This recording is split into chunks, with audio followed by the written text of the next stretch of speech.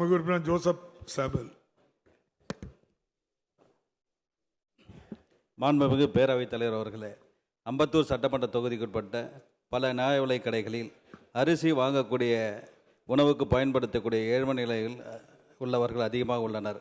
ஆனால் அவர்களுக்கு வெள்ளை நிற குடும்ப அட்டை வழங்கி உள்ளதால் அவர்கள் அரிசி வாங்க முடியாத நிலையிலும் அரசு பெறக்கூடிய சலுகைகள் வாங்க முடியாத நிலையில் உள்ளன.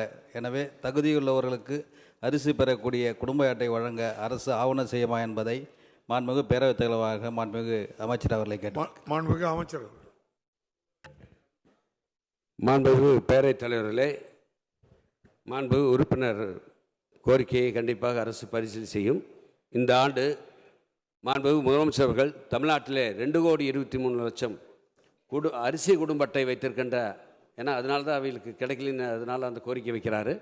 2,23,00,000 குடும்ப அட்டைதாரர்களுக்கும் ரொக்கமாக ரூபாய் 3,000 அதோடு ஒரு கிலோ சர்க்கரை, ஒரு கிலோ பச்சரிசி, ஒரு முழு நீலக்கரும்பு, வேட்டி சேலை வழங்கியதால் தமிழகத்திற்கின்ற அனைத்து மக்களும் சிறப்பாக பொங்கலை கொண்டாடினார்கள் என்பதை இந்த நேரத்தில் நான் தெரிவிக்க கடமைப்பட்டிருக்கிறேன்.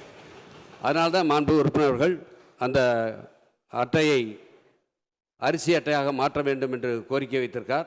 எங்களுடைய துறை அதிகாரிகள் அங்கே ஆய்வு செய்து அந்த கடைக்கு சென்று ஆய்வு செய்து தகுதி இருக்கின்ற பட்சத்திலே அந்த அட்டையெல்லாம் அரிசி அட்டையாக மாற்றுவதற்கு உரிய நடவடிக்கை எடுக்கப்படும் என்பதை இந்த நேரத்தில் தெரிவித்துள்ளேன்.